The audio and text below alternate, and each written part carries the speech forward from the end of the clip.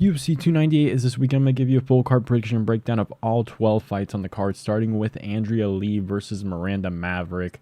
I am going to go with Miranda Maverick. I thought she actually looked pretty decent in her last fight. She got absolutely destroyed by Jasmine Jasudavicius, which at this point, I don't even know how to even look at that kind of victory. Jasmine Jasudavicius, I think, is a pretty high-level, unranked women's flyweight fighter, so it wasn't necessarily a bad thing to see Maverick get, anyone getting destroyed at this point, especially unranked. It's probably not the best sight to see, especially Maverick, who's actually a pretty dominant wrestler. Her getting absolutely out wrestled and grappled at that point is probably not what you want to see, but she's going up against Andrea Lee, who's pretty good on the feet, does have some ability to get some other women down, but I think Miranda Maverick's just going to be a little bit too strong for her. She's going to hold a little bit of a pace, and it seems like she's, after her last fight, I think she's back with a little bit of momentum, and I like that coming into this fight. 3 fights in a row lost for Andrea Lee. I know it's against higher level opponents, like, let's be real, Viviane Araujo, Macy Barber, and Natalia Silva. I mean, those are all pretty rough fights, and she went to a split decision with Macy Barber. I thought Macy Barber won that one relatively clearly. I think some people thought Andrea Lee won that, but I'm going to go with Miranda Maverick, a lot younger than Andrea Lee as well, 35 years of age for Andrea Lee. It's going to be, 9 years younger. I'm going to go Miranda Maverick by decision. I think she's just going to out-wrestle and outpace Andrea Lee in this fight. Up the card, we have Val Woodburn versus Oban Elliot. I think I'm going to go with Val Woodburn in this fight. I know Oban Elliot is decent. I mean, he did not look that great on his Contender Series fight against Kike Brito. Failed some takedowns, or at least looked a little bit hittable as well. Val Woodburn's going to be going down to 170 in this fight. He's 5'8", very stocky dude. A lot of people were saying in that Bo Nickel fight, it's going to be very interesting to see if Bo Nickel could get a takedown on him because of his stocky build and the power. At least not if he could get a takedown, but how it'd be entering, because it was just very dangerous going into a smaller opponent with a lot of power as well. So Oban Elliot is 6 feet tall, and Val Woodburn's 5'8". He's still going to be the smaller, stockier guy. It is going to be very rough going for takedowns there because of the power. He does have some wrestling ability as well. I like Val Woodburn in this fight. Oban Elliot did not impress me.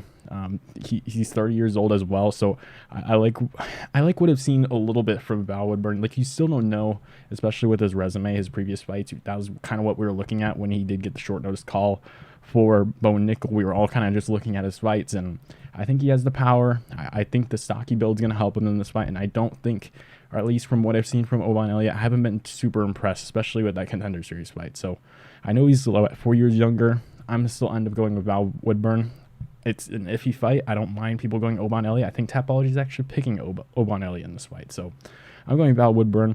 170 cut, stocky build with a lot of power, decent wrestling as well. We'll see what he looks like in this fight. We still don't really have a read on him in the UFC, or at least against like any UFC level opponent. So this will be very interesting to see, but I am going to go Val Woodburn. Power, stocky build, I think is going to help him win this fight. And I think Oban Elliot just didn't look that impressive. So going Val Woodburn, probably by third round TKO. That's what I'm going to go with in this fight. Up the card, we have Josh Quinlan versus Danny Barlow. I am going to go with Danny Barlow in this fight. I thought he looked really good on the Contender Series against a pretty good opponent in Raheem Forrest. He's actually I think he was the welterweight champ on CFFC, I think is what the promotion is. Yes. A pretty good fighter as well, Raheem Forrest. They're both on CFFC, I believe, and they both got the call to Contender Series. So it's like we had a little CFFC fight on the Contender Series. Only loss was to Charles Radke as well. So it kind of just gives you an idea of what Raheem Forrest was as a fighter. He's a good wrestler, a lot of power in his hands, and I think a guy in Josh Quinlan can kind of emulate that a little bit as well. Josh Quinlan has a lot of power, like insane power in his hands, absolutely put Jason Witt out cold, but then lost to a guy like Trey Waters. I know Trey Waters only lost to, I think it was Gabriel Bonfim is what I want to say. But again, Danny Barlow, very technical guy. I think you kind of saw that on the Contender Series fight as well. And looking at his past fights, he's extremely technical. And I think he's just going to be a little bit too much for Josh Quinlan. I don't mind a Danny Barlow KO. I was kind of looking at Tapology, just thinking about it. I think Danny Barlow has the skill to at least just be too much for Quinlan and just make his head kind of like a punching bag a little bit more. I know that's kind of a weird thing to say with a guy like Josh Quinlan, who's a lot of power and can kind of keep some guys honest, but I do think Danny Barlow can really just mix it up on him, really confuse Quinlan in this fight, and I think a second round TKO is what we're looking at here for Danny Barlow. I don't mind a decision either, but again, I like Danny Barlow, the power in his hands. He's very quick as well, very technical. I like what I see. 28 years of age as well, going to be much younger. 8 inches of reach has an advantage in this fight as well. So yeah, we go second round TKO. Josh Quinlan has the power in his hands, but I just don't think the technique is there, especially against a guy like Danny Barlow. So I'm going Danny Barlow, second round TKO. Up the card, we have Mingyang Zhang versus Brendson Ribeiro. This is a very interesting one. One of the couple fights on this card that was kind of split upon. I think I am going to go with Brendson Ribeiro. I was absolutely surprised when he beat Bruno Lopez. I knew he had the punching power in his hands to cause like a potential upset in that fight, but I didn't think it was actually going to happen. We had 2 fights on the Contender Series that really kind of surprised me. Is the George Hardwick fight and the Diego Lopez, or not Diego Lopez, the Bruno Lopez fight. 11-0 from LFA as well. Fought some really good opponents, just won his last fight as well. Finishing those guys as well. Like, look at that record. I thought for sure he was going to like run through Brendson Ribeiro, like take him down, beat him down pretty badly. He's also very technical on the feet, but just ended up not happening. He has lost to at least some decent opponents, and comparatively, I'll get into Mingyang Zhang's record very soon, but comparatively, it looks a lot better because Mingyang Zhang's record, let's get through this in a second. He fought, so he had a very interesting fight on road to UFC. I think I actually like tried to do like some kind of companion a couple years ago. I was like, wow, he got a nasty KO over Tuco. Tuco, I believe he's actually a coach for Killcliff now, but a pretty decent fighter as well. So he got that KO win, looked pretty decent, a little bit hittable as well, but after, like before then, just a lot of can crushing here. And I didn't think it was that crazy because Brendson Ribeiro has some losses on his record as well. And then I scrolled down here. He lost, I know this was 8 years ago, he was probably like 20 years old, so take it as what you will. But he lost to Askar Mazarov. And if you don't know who this is, he's the guy that came into the UFC, I think, under a different record. I guess it refreshed or whatever the hell happened, but he purposely lied to like the UFC, came in with a pretty bad record. He's 17-14. Lost to Alonzo Menifield in 2022. So an absolutely crazy situation. But this guy ended up KOing a 17-14 guy. Ended up KOing Mingyang Zhang again. He was 20 years of age. After then, he started can crushing of his own. So not that bad. But again, he lost to some of these guys that he should have been can crushing. If you put that in perspective, just on a fight basis, Brendson Ribeiro has some really good, I don't want to say upset ability because I think he's actually getting picked here and for the Tapology picks. But Brendson Ribeiro is very powerful. Mingyang Zhang has a good chin and he's pretty tough, but I just think that the power of Ribeiro is just going to be a little bit too much. He's very shifty on the feet as well. I think Mingyang Zhang is probably just going to be trying to go after him. I see Ribeiro landing some really nice counters on Zhang. And I think if anyone would be able to KO Mingyang Zhang, it would definitely be Ribeiro. And just looking at the records, I think Ribeiro's fighting a lot better opponents. And I think the win over Bruno, I don't know why I want to call him Diego Lopez. The win over Bruno Lopez is actually pretty good as well. This guy, João Paulo Fagundes, 9-2 opponent, pretty decent fighter there as well. And I mean, just some of the records, I know they're not pretty looking, like 29-18, but it's still a veteran. He still has a win over him, and some of his losses like 13-4, 19-7. So he's fighting guys with decent records, and those are the guys he's either losing to or he's beating, especially recently. So I'm gonna go with Brendson Ribeiro. I don't really trust Mingyang Zhang, but I guess we'll kind of get to know more about these fighters during this fight. So I'm gonna go Ribeiro with a second round KO. It's a lot of second round TKOs or KOs. I just feel a little bit more comfortable with that. I don't think it's going to be first round. I think there's going to be a little bit of a filler round. There's a lot of power involved in this fight, so I think they'll be a little bit patient, but I think they're going to start going when they get a little bit more comfortable in there. So second round KO for Ribeiro. Up the card, we have Rinya Nakamura versus Carlos Vera. I'm going Rinya Nakamura. Carlos Vera is, 36 years of age at bantamweight. Not kind of what you want to see. He was on the Ultimate Fighter as well. Lost to Brad Katona, I want to say. If I remember, I honestly I was watching for the majority of the way, and then I kind of just blew it off a little bit. So, yeah, he did he lost to Brad Katona. Didn't look crazy there. 36 years of age as well. Rinya Nakamura actually looks pretty decent, pretty aggressive on the feet, really good wrestler as well. Pretty decent grappler as well. I don't know if he's going to try and grapple Carlos Vera. Carlos Vera is relatively dangerous on the ground. Maybe he just wants to go out there and prove something on the ground against a guy like Carlos Vera, but I think he's going to win on the feet. I'll probably say KO win for Nakamura in the first round. I think he kind of just runs through him a little bit more here. I don't know. He's gonna be at a 1 1.5-inch reach disadvantage, but I still think just his style coming forward, he's going to be, I want to say 8 years younger. It's some math there. 8 to 7 years younger than Carlos Vera there. I'm going to take him in this fight. I think his style of going forward, being aggressive, landing some pretty hard punches on Carlos Vera. I don't think Carlos Vera is going to be able to take him down or anything like that. So if anything, the only way it gets to the ground and Carlos Vera is pretty decent on the ground. Only way it gets there is if Nakamura tries to take him down and prove something. So I think Nakamura keeps on the feet, KOs Carlos Vera, and wins this one in the first round. So let's move on. Up the card, we have Rogerio de Lima versus Justin Tafa. I'm going Justin Tafa. I think he's going to be a lot more technical on the feet than Rogerio de Lima, and he's going to have a lot more power. They both have quite a bit of power in their hands, but again, I think Tafa is just a lot more. There were some questions about Rogerio de Lima in his last fight, if he would beat Derek Lewis. I think a lot of people were taking de Lima, or at least quite a substantial amount than normal, because Derek Lewis, you can kind of see him like falling down a little bit more, and not in skill, but it just seems like in effort a little bit more than most. And again, as you get older, the powers, I don't want to say the power is going to go away, but you can kind of see Derek Lewis kind of fading away a little bit. But Derek Lewis landed the flying knee, finished Rogerio de Lima.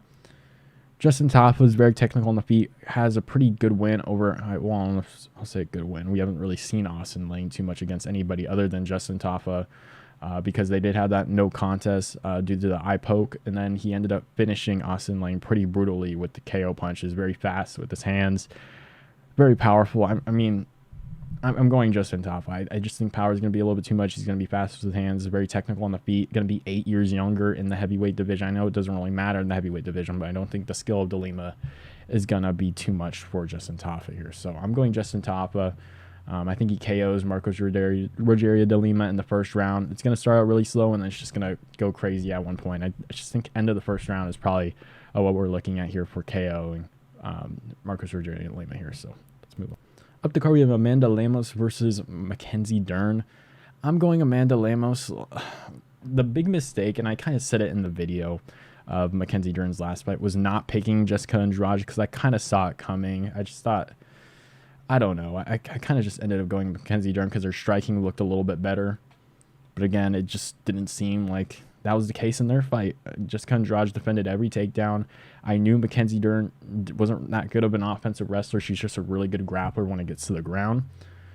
And Amanda Lemos, a lot of power in her hands. I think she's just going to outstrike Mackenzie Dern in this fight. I don't think Mackenzie Dern can get her down.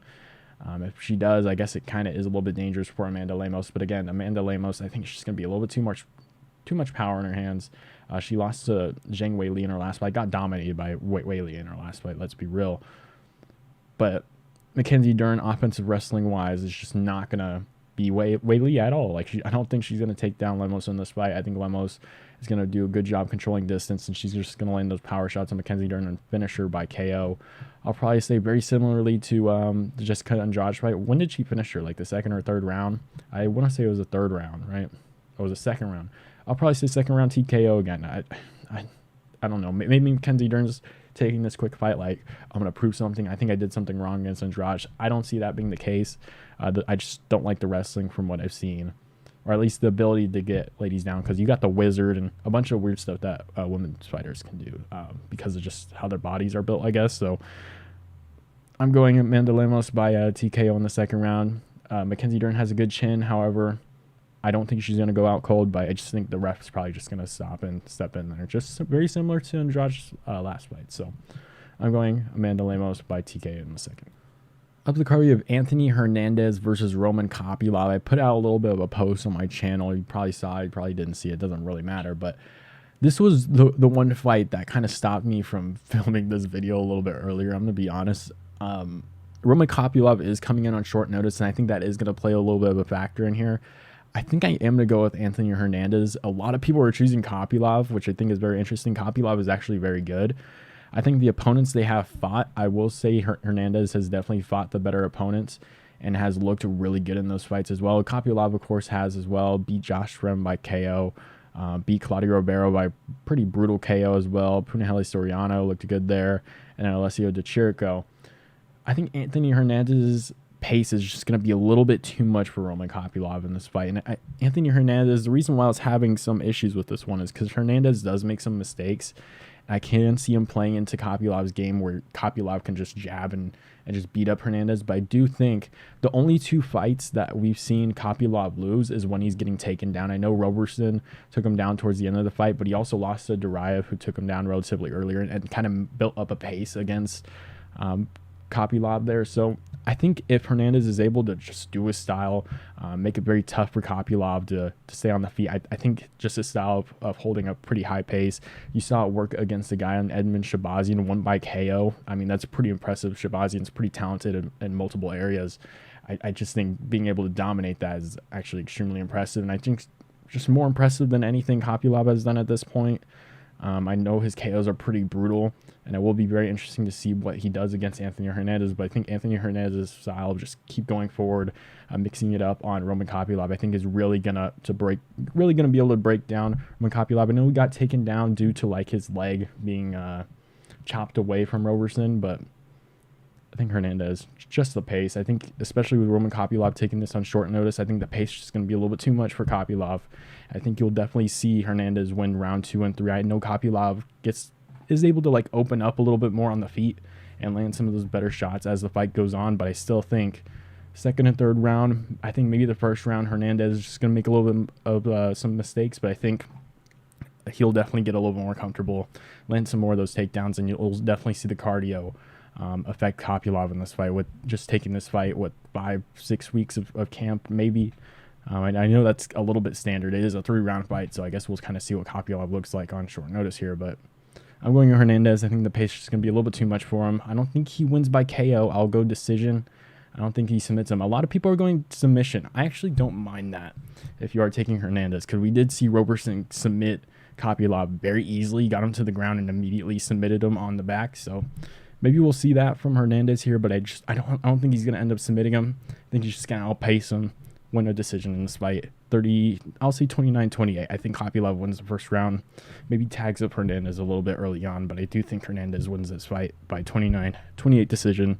Just out-cardioing, outpacing Kopylov in this fight. Up the card, we have Merab Dvalishvili versus Henry Cejudo.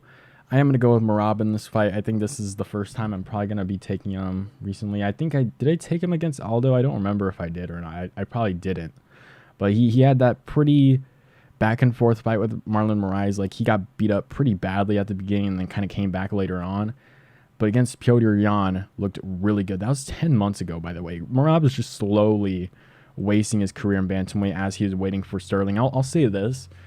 He's at the age where guys start to like slow down a little bit at bantamweight, so it's going to be very interesting to see what Merab looks like as he gets some more of those chances, especially in the title picture. I think maybe this might be actual perfect timing for a guy like O'Malley, but I guess we'll kind of see what Merab looks like in this fight against a pretty high level wrestler. I think as his career develops, it's really late for him at this point. 33 years of age, it's not where you kind of want to get started in the title picture at bantamweight. But again, we'll see what he looks like. He's fighting Henry Cejudo. Henry Cejudo is 37. He's a little bit of a stockier guy. Going to have a little bit more weight on him. He is going to be at a half-inch reach disadvantage in this fight. I think Merab is just going to hold a pace on Henry Cejudo. I know Cejudo is a little bit decent on the feet here, but I think Merab you saw what Petr Yan did. Like, Petr Yan's very good on the feet and has really good wrestling defense and can wrestle himself. But even Merab's pace was just too much for him. Like, he failed, 50 takedowns, landed 10, and Petr Yan just got him immediately. I think Henry Cejudo, who's a guy who will kind of just take you down but not control you on the ground. I guess he'll control you, but he just can't do anything with the takedowns. Like, he'll take you down and then kind of just ride with you a little bit more, like get you in some positions and just kind of land some shots on you. Merab's just going to push the pace, and I think in this fight, if we're talking about a guy who's 37 years of age, who is going to have a little bit more weight on him, because, again, I think even after his fight, he said if he's losing, he's pretty much done. That's not what I kind of want to hear. I think he kind of has a foot out the sport a little bit more here. Just one last little payday on a pay-per-view card, and I think Merab's just going to push a pace on him. I think he wins this fight by decision. That's pretty much what I got here. I just think even if the striking is on point for Henry Cejudo, the fact that a guy like Petr Yan couldn't get it done against Merab, I think says quite a bit. So I'm going to go Merab by decision. I think he just outpaces Henry Cejudo in this fight. 30-27 decision. Kind of just holds him up against the fence at certain points. Maybe Henry Cejudo lands a couple good shots in Merab, but again, I think just outpaces him. Henry Cejudo is now 37 years of age at bantamweight. I don't like seeing that. So Tapology's 75% picked for Merab here, 96% by decision. I'm going Merab, 30-27 decision. Up the card, we have Geoff Neal versus Ian Garry. I think I am going to go with Ian Garry. Geoff Neal is actually a really good test for anybody in the welterweight division, I think is what I'll say here. Geoff Neal took, I won't say it was competitive, but I'll just say it was back and forth a little bit more. Shavkat won the rounds, but he made it very, very tough for Shavkat. His losses are, to Neil Magny, which is pretty rough to see. I mean, you can never, when you lose to Neil Magny, you kind of get an idea of what some of these fighters are, but Geoff Neal, I guess, is just not that way. I think Geoff Neal actually beat Bilal Muhammad, if I'm not wrong here. He also lost to a guy like Steve Wonderboy Thompson. So he's losing to the top guys other than Neil Magny, but I think he did beat Bilal Muhammad as well. So he's losing to some of these top guys and beating some of the top guys as well. Beat Vicente Luque by a pretty brutal KO as well. Again, made it pretty tough for Shavkat in that fight. I think he's a very tough test for anybody. I do think Ian Garry will be one of the top guys very soon. I just think Ian Garry's just going to be able to hold a distance against Geoff Neal on the feet here. And the only reason, I will say this, if you've been following a little bit, I picked Vicente Luque to beat Ian Garry. The only reason why I said that is because the press conference with Colby, I thought was really going to break Ian Garry. And just seeing what's happened after that, just him on Ariel's show, just the way he acted, just the way he handled all that stuff, it seemed like it was really getting at him mentally. I didn't think he's going to be able to do good there. And I do think Vicente Luque had the ability to KO Ian Garry in their fight, just like he's able to tag a guy like Wonder Boy. Geoff Neal can definitely do the same, and Geoff Neal is very durable. However, I do think Ian Garry can keep it a very good distance on the feet, kind of chop up the legs, uses very quick hand speed. He's going to mix it up really well on Geoff Neal, and I just think Ian Garry's just going to be a little bit too fast for him. It was kind of good that Ian Garry got away from that Vicente Luque fight. Although there was a lot of star power on the line there, he could have became like a superstar or kind of just fell automatically down if he ended up losing. There's not going to be as much drama. Like, who's really going to go after Ian Garry at this press conference? Maybe Henry Cejudo, but Henry Cejudo is also a bantamweight at like 5'4". So, I mean, how much is he really going to go after Ian Garry in this fight? I guess, or at least in the press conference, we'll kind of see. I don't think anything will really get at Ian Garry mentally, because who's going to actually go after him during this press conference? I mean, maybe Paulo Costa, who barely speaks English. Like, you know what I mean? I think everything's going to be a little bit easier for Ian Garry this week. Going to mix it up on Geoff Neal. Geoff Neal's a very tough test. If Geoff Neal lands on Ian Garry, there's always that question of if Ian Garry has a chin. I guess Ian Garry has also been training at Shootbox. I don't think he's been training at Kill Cliff. I don't think he's allowed back there. It sounds like a lot of guys had some problems with him. So it sounds like he's staying at Shootbox. Maybe he'll show a little bit more grappling in this fight. Who knows? Geoff Neal's a pretty decent grappler as well. So I don't think that'll end up happening. But I do think Ian Garry keeps a good distance on the feet here. If Geoff Neal wants to win this, I can just see him kind of just pressure him against the fence, maybe try to clinch him a little bit, separate from the clinch and land on the outside there. I think that would be a good strategy, but I do think Ian Garry's just going to be a little too much. He's going to hold this fight at a distance. I think he does win by decision. I don't think he KOs Geoff Neal. Geoff Neal's pretty durable, but again, we'll kind of see. Maybe he chops the legs, wins this one by TKO just a little bit too fast on the feet. I don't see it happening for Ian Garry, but I do think he's actually just... the durability of Geoff Neal is going to show, and he's going to make it tough for Ian Garry early on, but I do think Ian Garry's just going to wear out his legs, and I do think he's just going to be a little bit too much, especially like moving around. I don't think Geoff Neal's going to be able to catch Ian Garry, because when Ian Garry gets going, he's a very hard guy to hit. So I'm going with Ian Garry by decision. Up the card, we have Robert Whittaker versus Paulo Costa. I am going to go with Robert Whittaker in this fight. Sounds like he has got a little bit of a chip on his shoulder. He's got something to prove for this fight, especially after his loss to Dricus du Plessis, which I almost predicted. I kind of, weirdly enough, I know this does sound kind of weird because they have like zero connection, but the Dricus du Plessis and Robert Whittaker fight kind of helped me pick Sean O'Malley in his next fight. It made me trust my gut a little bit more, even though I didn't even pick, like, I know a weird gut reaction to a fight like Andrade and Mackenzie Dern, even though I didn't go with Andrade in that fight. It still made me trust my gut. In my brain mentally, I was like, if something meant to be like Dricus winning, eventually having that Adesanya fight or whatever it was, because that was in the mind of everybody. Dricus didn't have like that top 5 opponent. They put him up against Whittaker. If he wins, he fights Adesanya for that big for all that drama they're having, for that big payoff in the end, and he ended up winning. So I was like, all right, I'm going Sean O'Malley. I'm just going to trust my gut here, and he ended up doing it. So weirdly enough, that it kind of helped me pick Sean O'Malley there, but a little bit off topic. But Robert Whittaker, he's got something to prove in this fight, and Paulo Costa hasn't fought in a year and a half, and his last fight was against Luke Rockhold. I know it was at altitude, but he did not look impressive at all. I'm just going to be honest. I know he just did not look good. There's always something with Paulo Costa leading into these fights, and we're a week away and we still haven't seen it. So it's only a matter of time before something pops up in the next few days with Paulo Costa. But I think Robert Whittaker has something to show in this fight. Paulo Costa definitely has the ability to finish Whittaker in this fight. I guess we kind of saw it with Dricus du Plessis, but Paulo Costa definitely has the ability to catch Whittaker coming in here. But I think Whittaker talked about on his podcast that he's kind of putting things together, like figuring out what went wrong. If Whittaker loses this fight, it's definitely going to be very interesting to see where he goes from here, because he's 33 years of age. Maybe he moves up. Light heavyweights are not crazy good, and maybe he can build himself in that division where age doesn't really necessarily matter as much, as technique's going to show a little bit more, but they're going to hit a lot harder, so that's going to be a problem for Whittaker there. But again, I do think he just outclasses Paulo Costa. It's been a year and a half, and he didn't look good in that last fight. Lost to Marvin Vettori. A little bit of a more competitive fight there, but again, just hasn't looked that great. Lost to Israel Adesanya by KO. He hasn't been honestly that active. Was supposed to fight Ikram Aliskerov, I think, in like July. Was supposed to fight Hamza Chimaev. Didn't end up happening either. So again, it's just we're kind of wondering what Paulo Costa, like, what's the mess that's going to be happening here. I think the only reason why these odds are relatively closer is because Whittaker did get KO'd in his last fight. But I am going to go Whittaker here. I think he's just going to be a little bit too much for Costa. I think Whittaker is just going to chew up the leg, throw out that jab, and I think he's just going to be playing with Costa this entire fight. Maybe Costa just does a Costa thing and just goes out there and knocks down Whittaker and TKOs him, kind of like Dricus did. I can definitely see that happening. But again, Costa hasn't fought in a year and a half. Didn't look that good in his last fight. That's what I'm basing this off of. They're both relatively the same in age. Whittaker will be a 1.5 inch reach advantage here as well. Whittaker, the reason why he does get kind of caught down the middle is because he does this thing where he baits people with his footwork and kind of jumps in and returns. Again, Costa could be the guy to catch him, but again, I'm going Whittaker decision. I think he just chews up Costa's leg.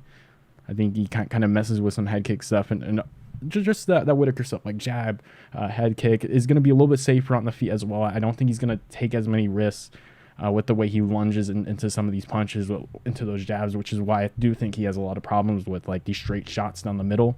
I don't think he's going to do as much lunging. I think he kind of figured, I trust him and his coaching to figure out what went wrong in that last fight.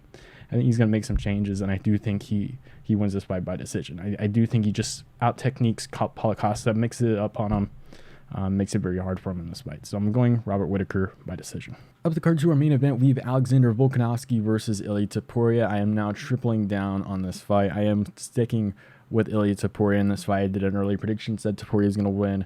I said last week or a couple days ago that Topuria was going to win. I did an in-depth prediction breakdown relatively recently if you wanted to check it out. Said Topuria was going to win. It's like a 10-minute video if you wanted to check that one out. I'm going to go over kind of just the rougher topics that I mentioned in that video in this breakdown here, or at least for this prediction. But I think Topuria, a guy who's going to be more in the pocket, is going to fight a guy like Volkanovski, who's going to be probably on the outside in this fight. I think that kind of makes a little bit more sense here. If it is in the pocket, Volkanovski's going to get KO'd. I saw something recently where Volkanovski says, like, any man can get taken down or whatever in this. Do not try and take down Ilia Topuria. I feel like he's going to get KO'd doing it, or it's just going to get stuffed, and it's just not going to work for Volkanovski. Maybe in the later rounds it could work against a guy like Topuria, but I think Topuria is actually pretty strong and a pretty good grappler as well. But in this fight, Volkanovski's going to have to stay on the outside. Topuria's going to be in the pocket, kind of just doing his own thing because he does have the power. It's going to be a little bit more threatening to a guy in Volkanovski, but Volkanovski is just going to have to work Ilia Topuria's left leg, which is going to be more towards the outside leg because he does his left leg is his heavy leg. Like he's an orthodox, an orthodox. He's going to be jabbing with his left. That he does kind of switch stances sometimes, but pretty good boxer.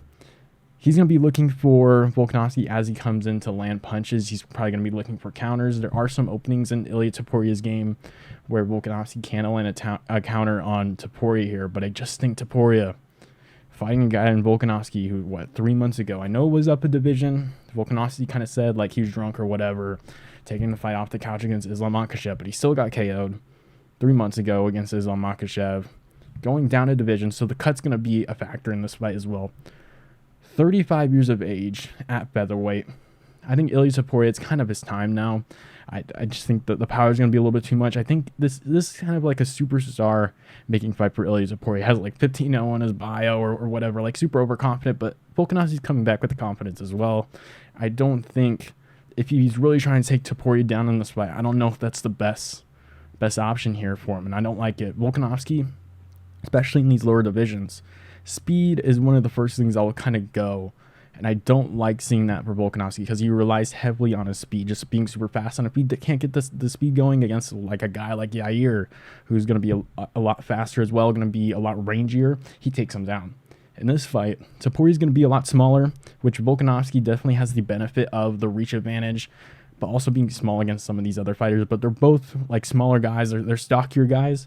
Topuria is going to be staying in the pocket. I think Volkanovski, just crashes in too much. I'm just looking at an Ilia Topuria counter here, the potential TKO victory here in like the third round against a guy in Volkanovski. He does crash a lot.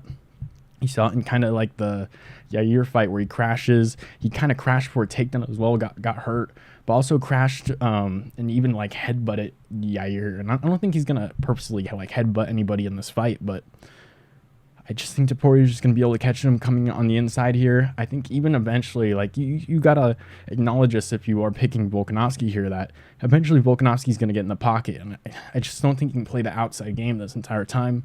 Topuria is just going to be trying to walk him down the entire time. Did the same thing to Emmett.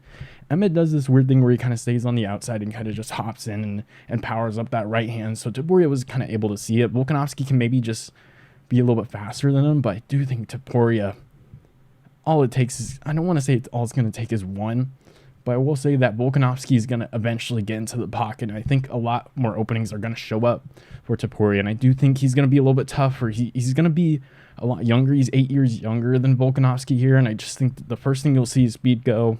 35 years of age for Volkanovski. I don't like it for him in this fight. So I'm going to take Ilia Topuria by third round TKO. Again, if you want to see my super in-depth breakdown for this fight, again, you can go see like the 10-minute video or whatever minute video was that I filmed a few days ago. But that's who I'm going to go with in this fight. Third round TKO for Ilia Topuria. Maybe even potentially like a second round. I don't even mind it like a second or third round TKO. I think the first round going to be a little bit more of a filler fight, or not a filler fight, a filler round. Topuria is a little bit quieter before he starts opening up and gets super comfortable. And I do think Alexander Volkanovski is going to be like tapping with his jab, maybe eventually kind of like look for a takedown in that fight to see if he can get Topuria down, which I don't think will be able to happen. But I'm going to go Topuria, maybe second or third round TKO. I do like a third round TKO. The high kick's not going to be there for Topuria like Makhachev landed, but the boxing is super crisp for him. So Topuria second or third round TKO in this fight. Let me know who you guys have down below in the comments, and I'll see you guys next time.